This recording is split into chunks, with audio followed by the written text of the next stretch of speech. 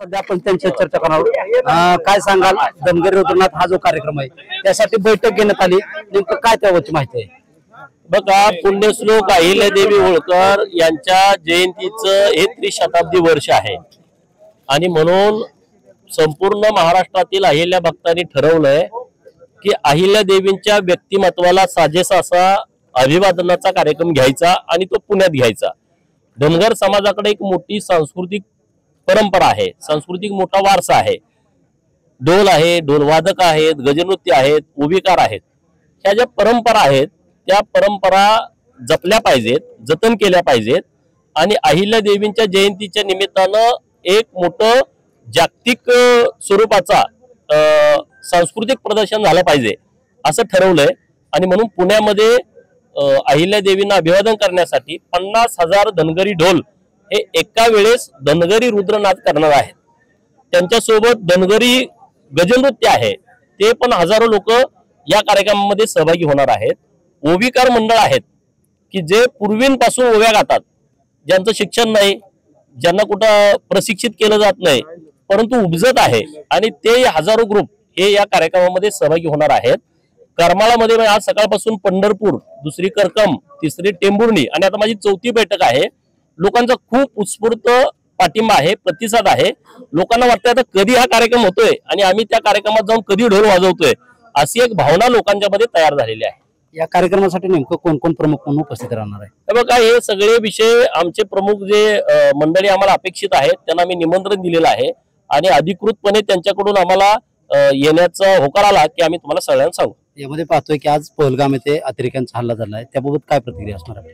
बघा, अत्यंत दुर्दैवी ही घटना आहे। प्रचंड संताप आणणारी, तळपायाची आग मस्तकात नेणारी ही घटना आहे। जे पर्यटक तिथं गेले होते त्या पर्यटकाशी काही चूक नसताना या अतिरेक्यांनी त्यांचा धर्म विचारून, सगळ्यात महत्वाचं त्यांचा धर्म विचारून त्यांना टार्गेट करून हिंदू लोकांना त्यांना मारण्यात आलेला आहे। ही दुर्दैवी घटना आहे, संतापजनक घटना आहे। ज्यांचं यामध्ये दुर्दैवी निधन झालेलं आहे त्यांना आमच्याकडून भावपूर्ण श्रद्धांजली आहे। काही लोक जखमी पण झालेले आहेत, ते लवकर बरी व्हावीत अशी बिरोबाच्या चरणी माझी प्रार्थना आहे।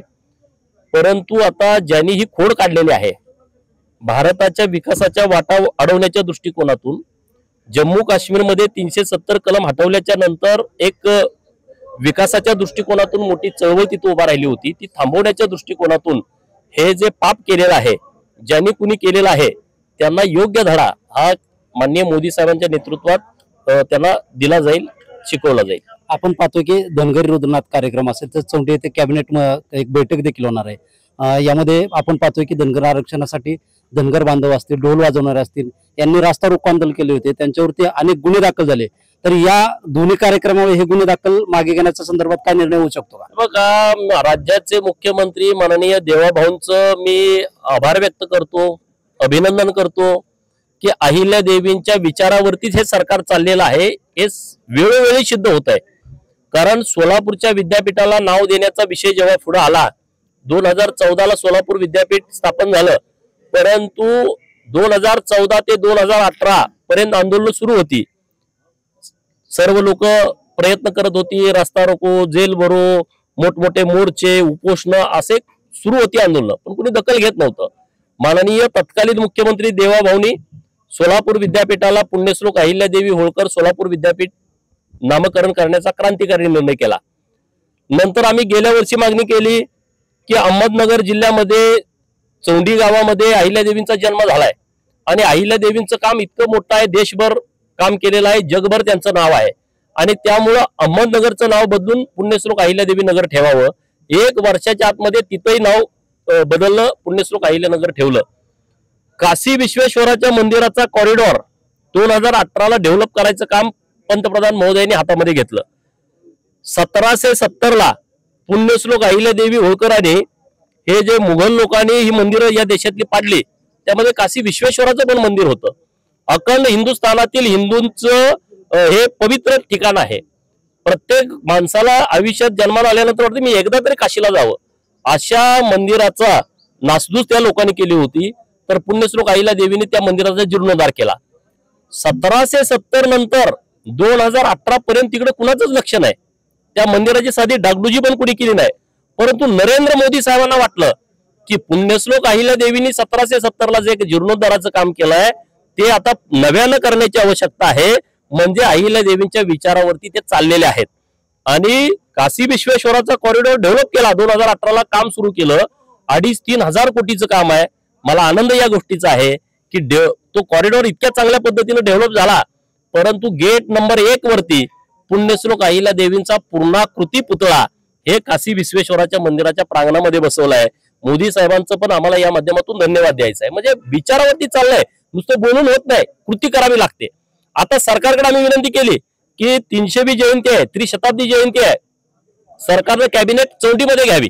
राज्याचे मुख्यमंत्री माननीय देवाभाऊंचं आणि त्यांच्या मंत्रिमंडळातील सर्व सदस्यांचं मी मनपूर्वक आभार व्यक्त करतो की त्यांनी ही कॅबिनेट, येणारी कॅबिनेट सोडून दुसरी कॅबिनेट जी होतीये, कदाचित ती 6 मेला असेल, तर ही कॅबिनेट चौंडीमध्ये होतीये.